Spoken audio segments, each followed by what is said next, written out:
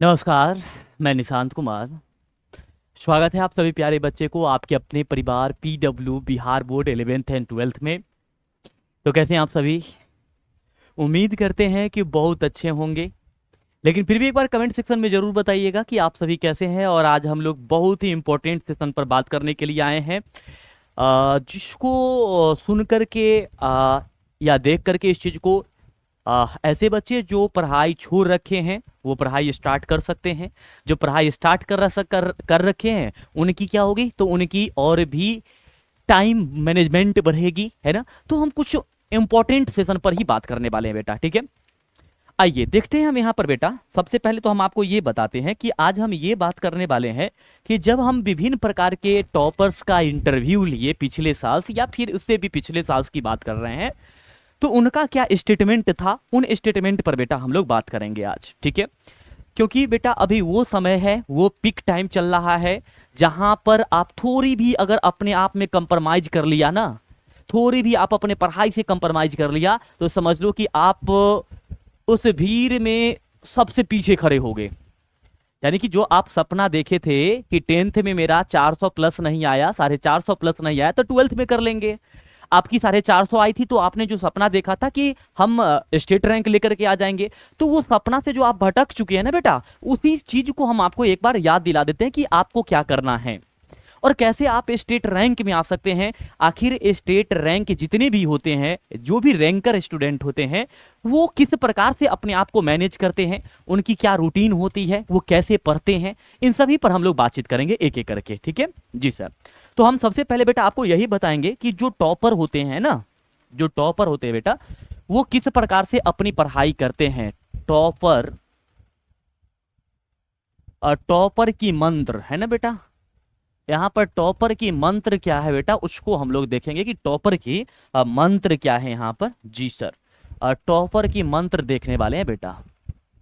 Topper की क्या देखने वाले हैं, तो टॉपर की मंत्र देखने वाले हैं।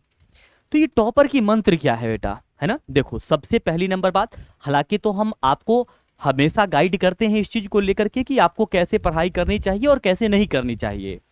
तो मैं दो तरीके की बातें आपको बताऊंगा। पहला वो जो शुरुआत में तो पढ़ना शुरू किया था, लेकिन बीच में कुछ ब्रोकर आने की वजह से, चाहे उनकी जो भी समस्याएं आई होंगी उनकी वजह से उन्होंने पढ़ाई छोड़ दिया। एक तो उनको लेकर के, और एक उस चीज को लेकर के चलेंगे बेटा, जो बच्चे अभी कंटिन्यू पढ़ रहे हैं उनको आगे कैसे करना चाहिए, उस चीज को लेकर के हम आपको बातचीत करने वाले हैं कि कैसे उसे कंटिन्यू करना चाहिए।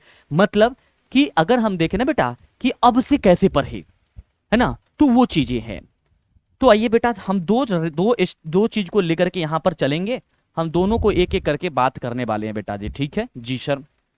आइए यहां पर अगर मैं बात करूं ना बेटा, तो सबसे पहली नंबर बात कि जो भी बच्चे पढ़ाई नहीं शुरू किए हैं बेटा शुरू कर दीजिए। क्योंकि ये जो बीत रहा है ना, ये वक्त नहीं बीत रहा है, आपका जीवन का एक हिस्सा बीत रहा है। आप जो भी समय बीत रहा है उसमें से एक भी सेकंड को वापस नहीं करके दे सकते हैं, वो जिंदगी का आपका एक भाग बीत रहा है। आप सोचो बेटा कि आपसे जो आपके गार्जियंस अपेक्षा लगा करके रखे हैं, आपसे जो गुरुजन अपेक्षा लगा करके रख रहे हैं, आप उनकी भावनाओं के साथ खेलने के लिए तैयार हो चुके हैं। अब वो समय है बेटा जो आपको अपने आप को कुछ करके दिखाना है, अपने आप को साबित करके दिखाना है। अब यही चीज आपकी पूरी जिंदगी भर रह जाएगी। सपोज करो ना बेटा कि यही जब आपकी मार्च में जब रिजल्ट आएंगे ना, तो जो आपके अच्छे मित्र होंगे, जो अच्छे दोस्त होंगे, उनकी रिजल्ट अगर बेहतर आएगी और आपकी अगर रिजल्ट डाउन हो जाए, तो वो गर्व से कह सकेंगे कि मेरा 450 नंबर है, या फिर हम डिस्ट्रिक्ट टॉपर है, या स्टेट रैंकर है। आप उसमें नहीं कह सकते बेटा, उस समय ना आपके गार्जियंस के भी सर नीचे हो जाएंगे उस जगह पर। तो सोचो अपने बारे में नहीं तो कम से कम अपने गार्जियन के बारे में सोचिए, है ना। तो आप जहां पर पढ़ रहे हैं बेटा, ये बहुत बड़ी चीजें हैं, आपको हर वो चीज पढ़ाई जाती है, तो क्यों नहीं आप कर सकते हैं। अगर कोई, आखिर कोई ना कोई तो स्टेट रैंक लेके आ रहा है ना, तो उसमें आप क्यों नहीं आ सकते हैं, सोचो जरा एक बार। तो देखो बेटा, अभी से जो बच्चे पढ़ाई नहीं शुरू किए हैं, देखो उनको क्या करना है बेटा। सबसे पहला तो आप क्लास से स्टार्ट करो। सबसे पहला नंबर, आपके कितनी बैकलॉग्स लगी नहीं लगी उससे मतलब नहीं है बेटा। सबसे पहले तो आप क्लास से स्टार्ट करो, आप अपने गुरुजी की हर क्लास में जाया करो और वहां से पढ़ा करो बेटा। सबसे पहली नंबर पॉइंट तो ये है। दूसरी नंबर पॉइंट है बेटा कि आपको क्या करना है, तो आप ना नोट्स जरूर बनाया करो बेटा, है ना, क्योंकि जो नोट्स आप बनाते हैं ना ये बहुत बेहतरीन नोट्स हुआ करता है। क्लास नोट्स जरूर बनाया करो बेटा, ये क्लास नोट्स। और बेटा अब ये समय आ चुका है कि आप क्या कर सकते हैं, क्वेश्चन बैंक सॉल्व कर सकते हैं, गेस पेपर सॉल्व कर सकते हैं। मॉडल पेपर तो अभी नहीं जारी किया जाएगा बेटा, उसमें समय है। तो यहां पर अब आप क्या करो बेटा, जैसे जैसे चैप्टर समाप्त हो जा रहे हैं आप क्या करो ना, क्वेश्चन बैंक भी सॉल्व किया करो, ठीक है, क्वेश्चन बैंक सॉल्व किया करो, है ना, क्वेश्चन बैंक सॉल्व किया करो बेटा, ये क्वेश्चन बैंक हो जाएगा। प्लस में आप गेस पेपर भी देखा करो बेटा, ठीक है, गेस पेपर भी देखा करो, ठीक है बेटा जी, आप गेस पेपर भी देखा करो। इससे क्या होगा ना कि आपकी अपनी तैयारी के बारे में अनुमान लग जाएगा कि आपकी तैयारी कितनी है। ये बेटा अभी से आप कंटिन्यू करो, अगर अभी से आप कंटिन्यू करते हो तो लास्ट टाइम में आपको पूरी चीज नॉर्मल लगेंगे, नहीं तो लास्ट टाइम में क्या होगा, रोना आएगा, फिर आप कहेंगे सर कुछ तैयारी ही नहीं हुई, अब क्या करें। तो वैसा नहीं होना चाहिए, अभी तो आप तैयारी करो, स्टार्ट करो, शुरू करो, है ना।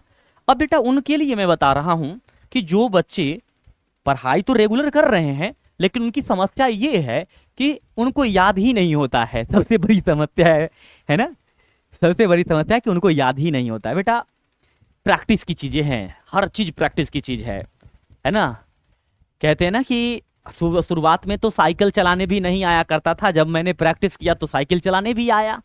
बाइक चलाने भी नहीं आया करता था, जब मैंने प्रैक्टिस किया तो बाइक चलाने आ गया, है ना। जो एरोप्लेन चलाते हैं उनको भी शुरू में नहीं आता है, वो भी सीखते हैं, प्रैक्टिस करते हैं, वो साथ में बैठते हैं तब जाकर के सीखते हैं। तो प्रैक्टिस तो अनिवार्य है ना हर चीज में, तो आप प्रैक्टिस करो, प्रैक्टिस बहुत जरूरी है बेटा। तो यहां पर क्या करो बेटा, सबसे पहली नंबर बात तो आप लोग जो है क्लास नोट्स कर ही रहे हो, है ना, जो भी क्लासेस हो रही है सारे क्लास कर रहे हो, नोट्स बना रहे हो। आप लोगों की कमी कहां है बेटा, ये देखो आप लोग एक दो चीज नहीं करते हो। पहली नंबर पॉइंट, आप रिवीजन नहीं कर पा रहे हो, यहां पर ये रिवीजन नहीं कर पा रहे हो बेटा, रिवीजन नहीं कर पा रहे हो। दूसरी नंबर बात की अगर कोई चीजें होती है तो उसकी आप प्रैक्टिस नहीं कर पा रहे हो, 2-3 बार प्रैक्टिस नहीं कर पा रहे हो, ठीक है। क्योंकि देखो बेटा, और प्रैक्टिस भी कर रहे हो और रिवीजन भी कर रहे हो ना बेटा, तो रिवीजन करने की आपकी तरीका अलग है जो कि होना चाहिए अलग। जैसे देखो बेटा, ऐसा कहा जाता है कि 100 बार लिखने से अच्छा होता है कि 100 बार रटने से अच्छा होता है, 100 बार रटने से अच्छा होता है एक बार लिखना, है ना। तो जब आपको कोई चीजें याद हो जाती है तो उसको अपने शब्दों में सजाइए कि आप कितने अपने शब्दों में सजा सकते हैं, ये आपकी वर्ड पावर होनी चाहिए, है ना। क्योंकि 12th के स्टूडेंट है ना, आप कोई 9-10th के स्टूडेंट है नहीं, 12th के स्टूडेंट है, तो आपकी अपनी वर्ड पावर होनी चाहिए। तो ये चीज पर ध्यान दो बेटा, आप वर्ड पावर बनाओ, है ना, वर्ड पावर बेटा आप बनाओ, यहां पर वर्ड पावर आपको बनाना है बेटा, है ना, वर्ड पावर बनाना है, आप वर्ड पावर बनाओ बेटा, ये वर्ड पावर बनाओ। और नेक्स्ट क्या करना बेटा, आप लोग सबसे ज्यादा अब यहां पर प्रैक्टिस पर ध्यान दो बेटा। एक क्या, तो आप क्वेश्चन बैंक प्रैक्टिस करो बेटा, है ना, क्वेश्चन बैंक प्रैक्टिस करो, है ना। और पिछले जो है ना 10 साल का कम से कम जो है बेटा 10 इयर्स का क्या करना है, आपको क्वेश्चन प्रैक्टिस करना है, ठीक है, PYQ। उसके बाद बेटा आप गेस पेपर भी देखा करो, ये भी बहुत जरूरी होता है ना, गेस पेपर भी देखा करो, ये भी बहुत जरूरी होता है बेटा। तो ये सब चीज आप लोगों को करना है, ये है बेटा टॉपर के मंत्र है, ये सब समझ रहे हो बेटा, ये क्या है, टॉपर के मंत्र है। इस मंत्र के द्वारा टॉपर क्या करते हैं, अपनी पढ़ाई करते हैं और स्टेट रैंक लेकर के आते हैं। और सबसे बड़ी बात जो उन्होंने बताया था, कंसिस्टेंसी के साथ पढ़ना चाहिए, है ना, कभी भी क्लास में गेम ओवर नहीं करना चाहिए, जो कि आप लोग निरंतर करते हैं, तो वो नहीं होना चाहिए। कंसिस्टेंसी, टाइम मैनेजमेंट, ये सारी चीजें होनी चाहिए बेटा, है ना। आप कम से कम अगर आप चाहते हैं बेटा कि हम स्टेट रैंक लेकर के आए, स्टेट रैंक लेकर के आए बेटा, इनके लिए हम कह रहे हैं कि अगर बेटा जी आप चाहते हैं कि स्टेट रैंक लेकर के आए ना, तो स्टेट रैंक लेकर के आए बेटा, तो आप कम से कम जो है ना अभी से 10 से 12 घंटा पढ़ना स्टार्ट करिए, ठीक है बेटा, 10 से 12 घंटा पढ़ना स्टार्ट करिए। कैसे पढ़ेंगे, तो बेटा कम से कम 8 घंटा तो आप सेल्फ स्टडी किया करो, रिवीजन किया करो, ये आपकी तरीका होनी चाहिए। कम से कम 8 आवर जो है ना बेटा, 8 आवर जो है सेल्फ स्टडी में लगाया करो, 8 आवर जो है सेल्फ स्टडी में लगाया करो, बाद बाकी 2 से 3 घंटे 4 घंटे आप अपने क्लास किया करो। तो इस प्रकार से यदि आप करते हो तो आप भी स्टेट रैंक में आ सकते हो, कोई बड़ी बात नहीं है ना। और मोटिवेशन लैक, देखो बेटा मोटिवेशन नाम की कुछ ऐसा चीज होती नहीं है, मैं बराबर बताते भी रहता हूं कि मोटिवेशन का ग्राफ कैसे होता है बेटा। ये देखो मोटिवेशन का ग्राफ जो होता है ना वो ऐसे होता है, ये देखो ये गया यहां पर मोटिवेशन का ग्राफ, ये देखो यहां पर था आपका ये, अब आपने क्या किया, मोटिवेशन लिया, आपका ग्राफ यहां पर गया, और इसके बाद आपकी मोटिवेशन की ये ग्राफ डाउन होकर के ये आ गया, ये आ गया आपका ग्राफ डाउन होकर के। क्या फायदा इस मोटिवेशन का?